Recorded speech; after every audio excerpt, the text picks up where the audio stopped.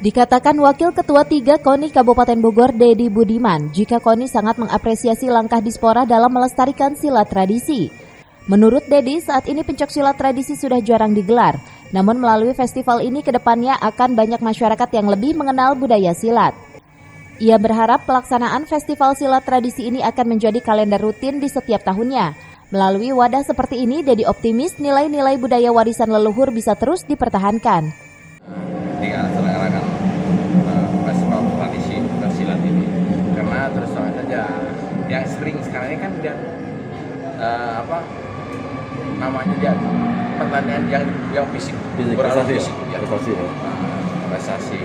Nah, sementara ini hampir tidak ada kegiatan semacam ini. Jadi ini alhamdulillah sekarang kita menyambut baik dan berterima kasih. Mudah-mudahan ini bisa dilaksanakan setiap tahun. Karena dengan dilaksanakan setiap tahun dengan 133 perguruan ini otomatis seninya pun akan berbeda.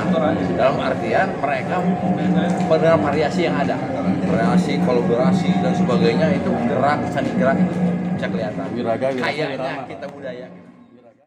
Dari Cibinong, Kabupaten Bogor, Cevi Suryadi melaporkan.